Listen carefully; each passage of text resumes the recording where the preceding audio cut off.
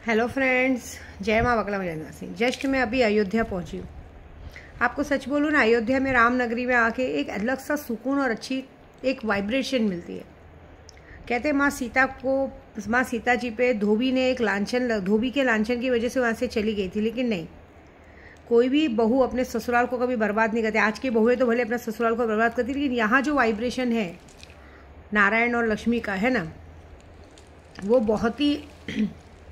बहुत ही powerful vibration. मैं आपको सच बोलूँ, मैं जब भी बहुत परेशान होती हूँ ना, खाटू श्याम बाबा जाती हूँ जैसे, तो खाटू श्याम बाबा हारे के सहारे के पास जाके जैसे मेरी पूरी मैं टेंशन दूर होती है ना, ऐसे जब मैं अयोध्या में पैर रखती हूँ ना, अभी जब कितनी बार आई हूँ, तो पता नहीं क्यों जैसे भगवान अपने आप में सुनते हैं मेरी बात, अपने आप में सुन के वो चीज़ें। देखिए, आज अचानक से मैं कल निकल रही थी विंध्याचल से, लेकिन विंध्याचल में मेरे भाई लोग भी बाहर गए, तो पता नहीं कि मेरा मन माना कि चलो शीतला माँ के दर्शन करती हूँ, शीतला माँ को सुहाग चढ़ाती हूँ, क्योंकि कल करवा चौथ है। तो मैं अयोध्या चली जाती हूँ, जो कल जाने आज चली जाऊँ, क्योंकि दिवाली के पहले घर भी पहुँचना है। मैं एक बात से बहुत दुखी हूँ। मैं कुछ लोगों को, मैं पूरे ग्रुप वालों को, यूट्यूब के पूरे ग्रुप वालों को करोड़पति बनाना चाहती हूँ, लखपति बनाना चाहती हूँ, जिसके लिए मैं इतना बड़ा रिस्क ले रही हूँ। कोई चीज़ अगर थोड़ी लेट फास्ट हो रही तो लोग मुझ पर शक करते हैं। पहली बात तो, आप कैसे मुझ पर शक कर सकते हो? मैंने किसी से ज़बरदस्ती की थी? मैंने किसी पे ब्लैक मैजिक किया था? मैं तो किसी से मिलती भी नहीं हूँ, किसी से कभी वीडियो कॉल पे भी बात नहीं किया कि मैं चलो तुमको ब्लैक मैजिक करके अपनी तरफ करूं। अरे इंसान अपने फ़ायदे के लिए, अपने लालच के लिए करता है, इसलिए मैंने सब बंद कर दिया। अभी देखिए, बैंक की सबकी प्रॉब्लम होती है, सब कुछ होता है, लेकिन चीज़ें अभी आप सोचिए, आप लोग ये देख रहे हैं, लेकिन ये नहीं देख रहे कि मेरे लिए कितनी बड़ी डिफ़िकल्ट की बात है कि मैं 1 मैन शो कामाख्या में बहुत बड़ी पूजा करने जा रही हूँ, जिसमें कम से कम 2 करोड़ का खर्चा है। ये पूजा ऐसी वैसी नहीं है। ये पूजा बहुत बड़ी है, मैं दूसरे वीडियो में बताऊँगी।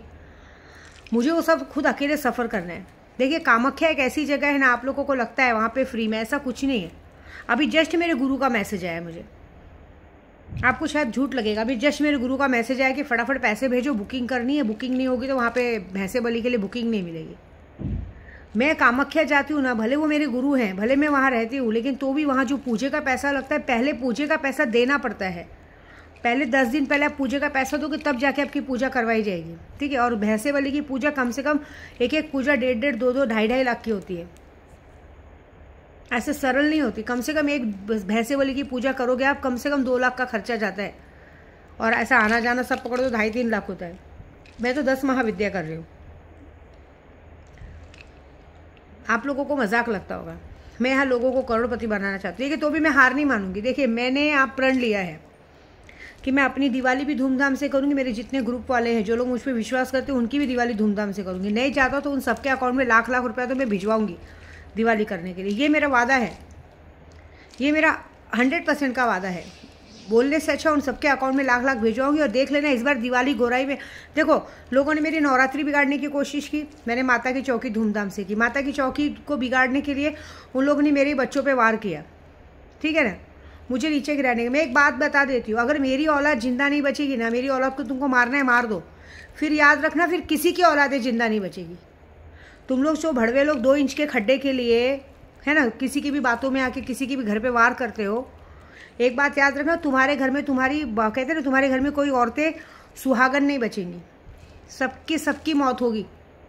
मैं कितनी भी बुरी रहूंगी, लेकिन कभी किसी के बच्चों तक नहीं आती हूँ, लेकिन तुम लोगों ने मेरे बच्चों तक सब तक आके बहुत बड़ी गलती की है। मेरे को कोई फ़र्क नहीं पड़ता है।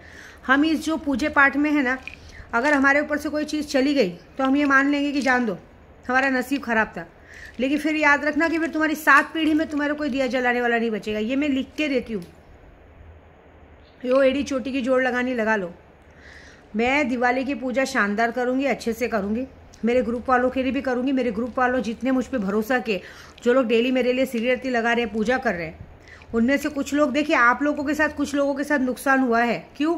क्योंकि आप लोग जब मेरे लिए बुरा सोचते हो, मैं शक्तियों के पास बैठी हूँ, जब आप लोग मेरा दिल दुखाते हो, मुझे पैसों से मत तोलो। मैंने आप लोगों को कभी बोला नहीं, मैं आप लोगों से पैसे नहीं लेने के बाद भी इतनी सारी चीज़ें सिखा रही हूँ।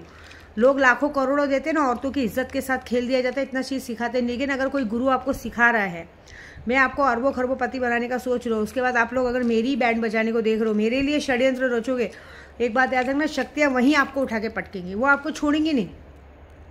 आप मेरा दिल दुखा रहे हो ना, वो कहीं ना कहीं आपके साथ गलत करेंगी। क्योंकि मैं नहीं देख रही, वो देख रही है। देखिए, मैं हमेशा शुरू से चाहती थी माया मैडम की सच्चाई सामने, और सब मेरे मुंह से सच्चाई सामने आई। शक्तियों ने ऐसा उठा के पटका है उसको कि आज उसको चारों खाने चित। उसके पास उस बात का जवाब नहीं। मैं इतनी गंदी गंदी गाली देती हूँ, इतना सब कुछ बोलती हूँ, उसके पास जवाब नहीं है। और जवाब क्या मिलता है मालूम उसके पति से कि हम लोग के घर में ऐसा संस्कार ही नहीं। अरे तुम संस्कार अगर होते ना और तुम्हारे मुंह पे कोई थूक रहा है ना तो तुम लोग उसको बैठ के उठा के चाटते नहीं, उस सामने वाले का जवाब देते। लेकिन कैसे? तुम्हारे पास जवाब देने के लिए कुछ है नहीं, क्योंकि तुमने औरों की औरतों को खराब किया। अभी माया मैडम के जेठ को देख लो, उसकी लड़की बड़ी हो गई, उसको गांव ले जाके पूजा करना है। तू अपनी बीवी को लेके जा पूजा करने, अपने माँ बाप के साथ पूजा कर। तुझे पता है जब जिस औरत की वजह से तेरा नाम खराब हो रहा है, भले वो तेरी भाई की औरत है, तूने पहले तो उसकी ज़िंदगी खराब की, एक बच्चे की माँ बना दिया अपने, अब तू जबरदस्ती भाई के बहाने उसको गाँव बुला रहा है। तू कहीं ना कहीं अपनी बेटी और अपनी बीवी के साथ गलत कर रहा है। तुझे ये बात की शर्म है?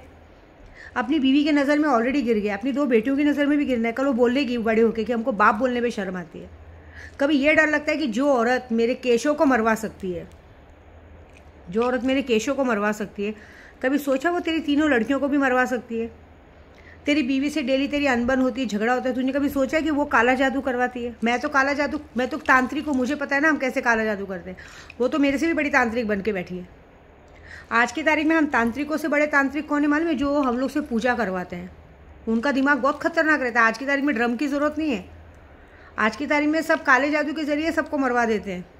अब जैसे देखिए कल करवा चौथ है, आज की तारीख में किसी को ड्रम में डालने की, जहर डालने की ज़रूरत नहीं है। आदमी सिर्फ वशीकरण मार अपने एकदम सीधा बन के लोगों के सामने जाके काला जादू करवाएगा। और काला जादू कराना ऐसी औरतों के लिए बड़ी बात नहीं है। लोग क्या करेंगे पता है? पैसे नहीं देती है, पूरी इज्जत अपनी, पूरा शरीर 10 के सामने तो नंगी हो चुकी है, पंडित के सामने नंगा होने में क्या है? पंडित के साथ हम बिस्तरी करके बस अपना काम निकलवाती हूँ। जब पंडित को फ्री में कोई चीज़ मिलेगी तो तुम्हारे लिए मारण क्रिया क्या सब कुछ करेगा।